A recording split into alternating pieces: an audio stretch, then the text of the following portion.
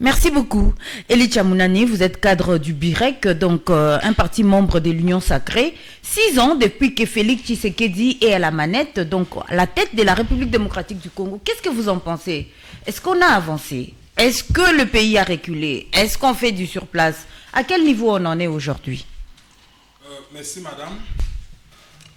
Souvent quand vous nous donnez la parole, vous avez tendance à penser que nous parlons comme membres de l'Union Sacrée, membres des partis politiques, oui nous le sommes, mais ça ne doit pas être vraiment l'identité de chaque jour parce que nous sommes Congolais avant d'être dans des partis politiques. Même les amis qui sont à la société civile, qui sont à l'opposition, nous devons voir d'abord les pays avant de voir nos appartenances politiques. Cependant, bien sûr, étant de l'Union Sacrée, vous allez vous souvenir qu'au moins que la dernière fois que le président s'était exprimé, c'était quand il a fini son premier mandat de 5 ans. Il était devant les 2 chambres réunies en congrès, en train de s'exprimer pour la fin de l'année, le discours à la nation. Il a lui-même reconnu que tout n'a pas été rose et qu'il y avait quand même les acquis à protéger. C'est pourquoi, quand vous posez la question, c'est de savoir est-ce qu'il y a eu recul, est-ce qu'il y a eu avancée, ou bien on est en train de stagner, on tourne en rond. Je ne sais pas le confirmer, mais je sais vous dire que il y a eu des avancées dans certains secteurs, il y a eu des reculs dans d'autres secteurs, et il y a d'autres situations qui n'ont ni avancé ni reculé. C'est la situation dans laquelle nous sommes en République démocratique du Congo. Mais généralement, vous allez voir qu'il y a eu plus d'avancées que de recul. Je sais le dire, parce que quand vous regardez sur tous les plans, vous allez voir que dans chaque secteur, il y a eu quand même un élément amélioré par rapport à la gouvernance de Joseph Kabila.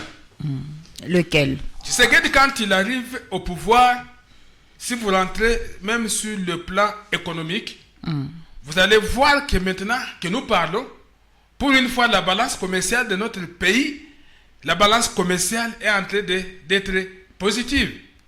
C'est-à-dire quoi la balance commerciale pour le commun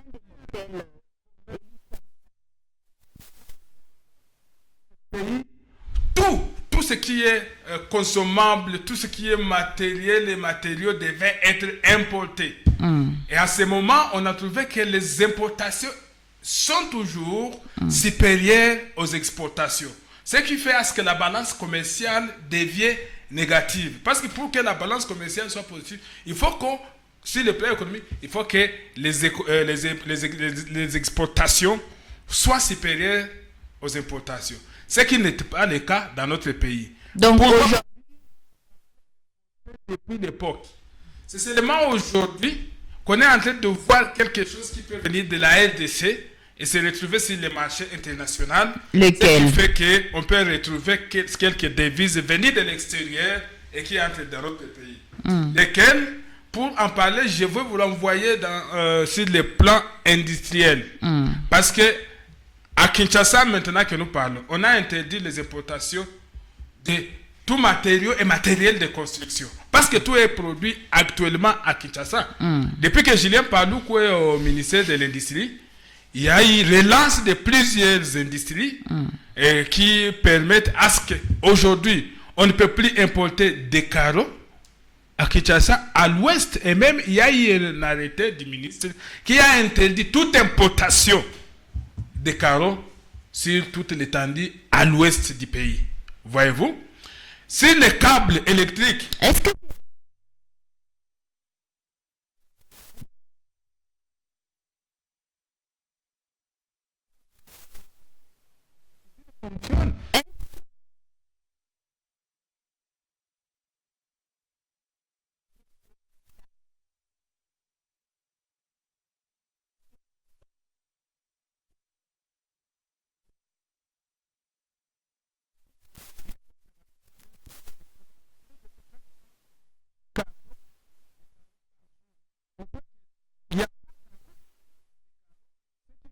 Si on accepte encore l'importation d'autres carreaux, ça va faire à ce consomme plus les produits localement, je vous excusez la tautologie, mais il n'y a pas carence.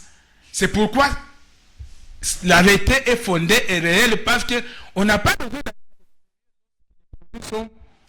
sont trouvables localement. Les informations que nous avons.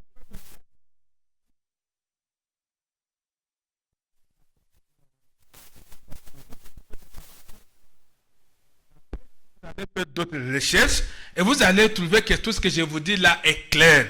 Il n'y a plus importation de carreaux à l'ouest du pays. Ça, on n'a pas vécu à l'époque de Kabila. Maintenant que nous parlons, il n'y a pas importation de câbles électriques. C'est produit à Lubumbashi. Il n'y a donc, pas...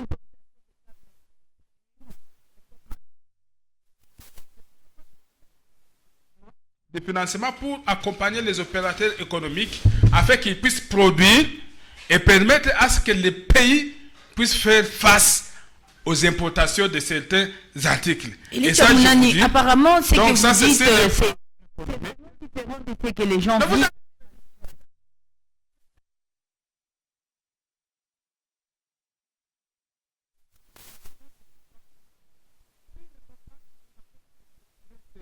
Ces matériaux et matériels de construction facilement. Il y a aussi l'usine Pepsi qui fonctionne. Vous le savez, c'est opérationnel. Et les produits sont exportés sur le marché international. Et mais donc, Pepsi...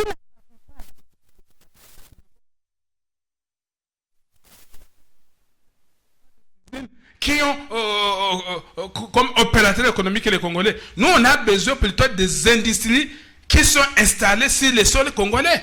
Parce que quand on exporte, on dit made in Congo. Quel que soit l'opérateur.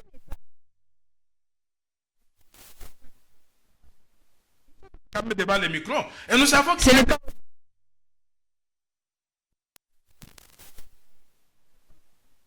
donner de n'importe quoi. Ça, je vous dis, c'est opérationnel. Et ça tourne à Kinshasa, vous le savez. Ça produit plus de 30 000 bouteilles par jour. Vous le savez, non? Et si vous êtes connecté, vérifiez sur Internet, vous allez tout trouver. Et les gens qui nous suivent peuvent vérifier, ils ont la possibilité de le faire. Et donc, tout ça, tous ces produits, ça, on n'a pas vécu tout ça à l'époque de Kabila. Pour vous montrer qu'il y a eu quand même des avancées. Et si je peux quitter quand même ce plan, des infrastructures. Est-ce qu'on peut dire, qui est Congolais qui ne peut pas comprendre qu'il y a une petite avancée? Certainement qu'il n'y a pas, à l'époque de Kabila, on n'a pas vu ce que nous sommes en train de voir. La route qui quitte la place jusqu'à... Ça va, après Nyangé, ça évolue vers les escarpements de Ngomo. Qui est à Bukavu qui ne connaît pas ça? Nous sommes dans la ville de Bukavu. Les pavés et peut-être les routes construites partout. Qui peut ne pas les voir?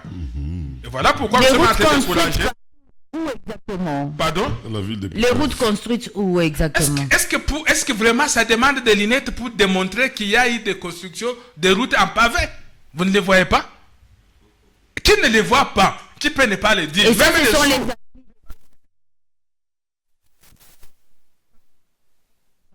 Il comprend qu'il y a quand même un changement. Et ça, ce sont les acquis.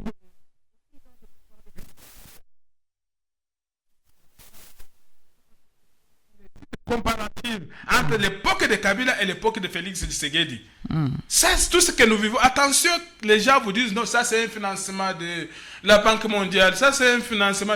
Mais c'est fait, c'est réalisé et nous le vivons à l'époque du règne de Félix Tshisekedi.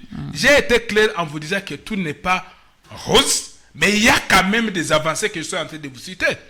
Et quand je les cite, vous-même vous les voyez. Je ne suis pas en train de les dire pour plaire la galerie, mais je vous donne les cas concrets. La route qui ici, nous sommes à la place, c'est Moulamba. Est-ce que quand moi je venais à la radio Sven, à l'époque de Joseph Kabila, est-ce que moi j'ai passé sur la route goudronnée? Mais s'il y a du goudron, vous êtes témoin. Et les amis qui sont tous ici, ils ont vu que pour arriver ici, ils sont passés sur une route macadamisée qui mène vers Moumba. Qui a vécu cette situation à l'époque de Joseph Kabila? Quand même, nous devons reconnaître certains éléments. Ça peut ne pas être significatif, mais quand même, nous savons les voir, maman Judith. Vous pouvez refuser qu'il n'y a pas de route là-bas?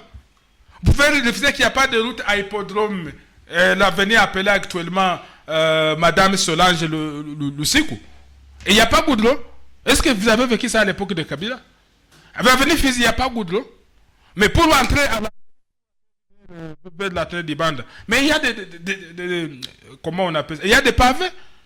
Qui doit démontrer? Est-ce que ça demande vraiment une démonstration? Quand vous quittez l'ISP pour descendre vers la route, la route de ville, mais cet endroit appelé à l'époque Yesu Yesu, c'était difficile de passer même à vélo. Mais ça, c'est l'argent que la RDC devrait restituer.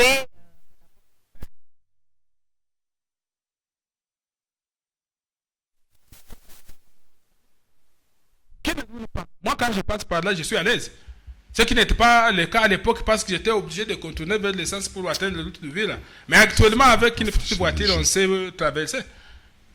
Est-ce que ça demande La route qui va chez toi. Quand vous y passez, vous êtes à l'aise, c'est comme si vous étiez dans une grande ville. Ça va, non? Qui ne sait pas le voir? La route qui mène vers chez moi, parce que tu veux parler de Walungu, mais elle est en chantier. Elle est en chantier, c'est connu. C'est vrai que les travaux peuvent ne pas avancer très bien, mais je vous dis que la route est aussi en chantier. Mais c'est depuis...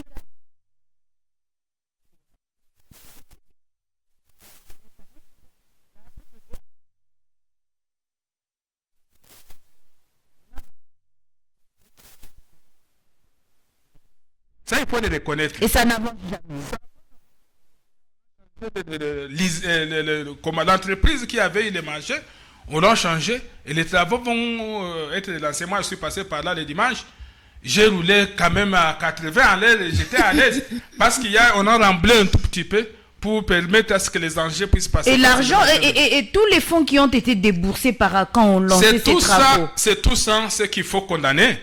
Parce que quand vous regardez très bien, et comme je vous ai dit au début, il y a eu des avancées et il y a eu des reculs. Des reculs à quel niveau? Les amis qui ont travaillé avec l'ancien régime sont revenus dans le nouveau régime de Félix Tshisekedi avec la même morale, qui pensent que quand on finance un projet à 500 000, il faut que la personne qui a décroché le financement, lui, peut se permettre d'en consommer même 200 000 et il n'a pas peur. Voyez-vous? Donc, et ce sont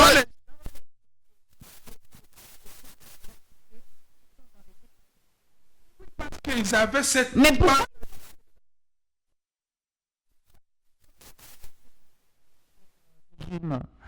On ne peut pas les séparer parce que Mobutu aussi avait causé un problème à la RDC. Il faut le dire. Quand il a accepté le multipartisme, et c'est comme ça que vous allez trouver que tous les notables du Sud Kivu, au lieu de réfléchir économie, au lieu de réfléchir développement de la province, chacun a pris l'état de réfléchir plutôt sur comment mettre sur pied son parti politique. Alors, Elie Tchamouna...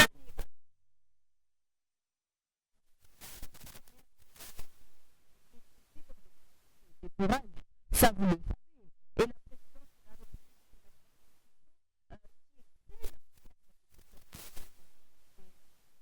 Des dépassements budgétaires. Et ça, c'est toujours ceux qui ont travaillé avec Kabila. Qui vous a dit qu'il n'y a pas ceux qui sont à la présidence qui avaient travaillé avec la Kabylie? On vous a juste donné un exemple. Oui, mais il y a...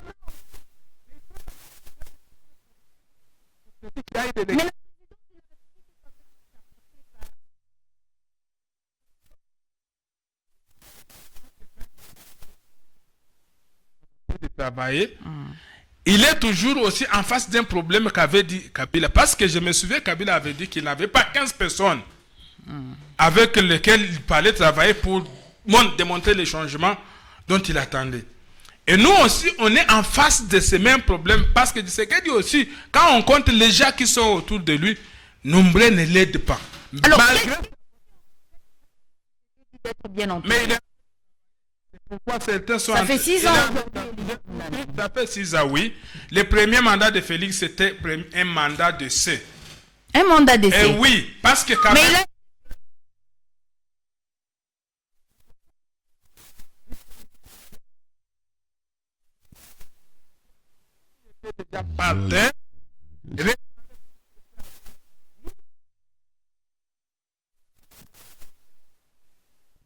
C'est comme ça que nous savons qu'il va l'exercer maintenant avec autorité. Pendant les 5 ans, il a connu tous les problèmes que vous-même vous connaissez, nous avons vécu cette période. Et donc, il est déjà en train de réfléchir. Je vous cache rien. D'ici février, il y aura le remaniement du gouvernement national. Ça, vous devez savoir. Et c'est le remaniement du gouvernement. Ils ne sont pas en train de l'aider.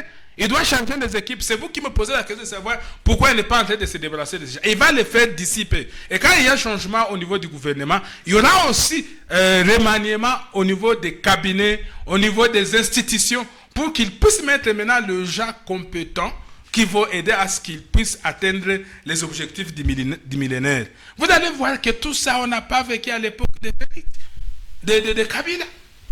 Et donc, si le plan sanitaire, nous avons parlé sur le plan économique, vous avez compris qu'il y a eu des avancées, il y a eu des avancées sur le plan des infrastructures, sur le plan sanitaire. Est-ce que c'est un secret pour Jean-Jacques qu'on a proclamé la gratuité de la maternité et c'est opérationnel? On l'a vraiment proclamé. Et oui, moi j'ai vu. Écoutez, ce que j'ai dit, tu auras la parole, tu vas objecter, tu me laisses quand même te dire que moi, quand je suis passé à Kabale, je suis passé à Walungu, je suis passé à Fizi, j'ai vu les femmes en train de danser que pour une fois, elles sont sorties de la maternité sans payer. Je les ai vues. Vous pouvez aussi faire le micro, vous les verrez. Peut-être qu'en ville, il peut ne pas être le cas, mais nous les voyons. Si le plan scolaire, est-ce que vraiment vous allez dire que la gratuité de l'enseignement n'est pas opérationnelle? Mais les enseignants...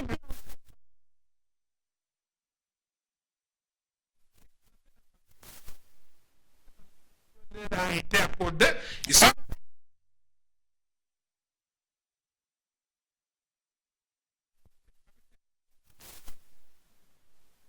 Ils vont écrire, nous suivre. Parce qu'il y a eu amélioration. S'il y en avait pas...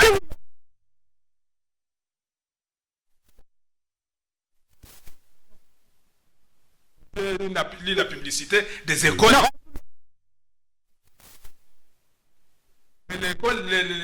Les amis qui nous suivent, les propriétaires des écoles peuvent... On vous le permet.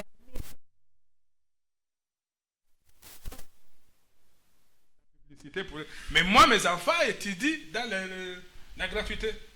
Je vous dis franchement. C'est parce que vous n'avez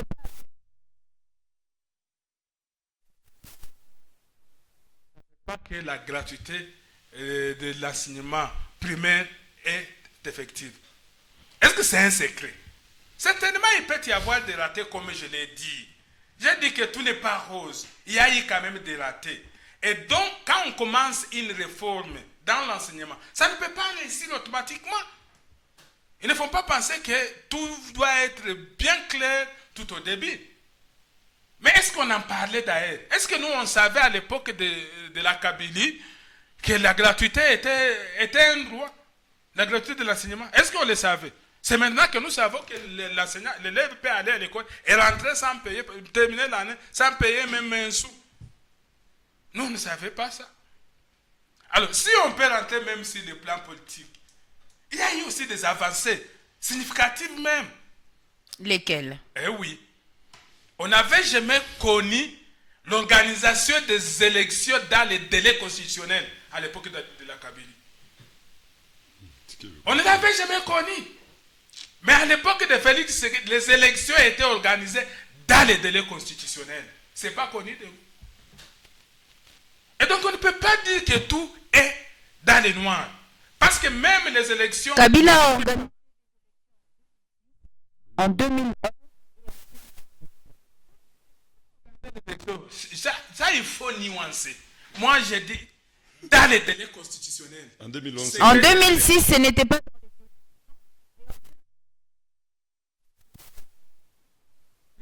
C'est Seged qui organise les premiers... Il y a eu plutôt...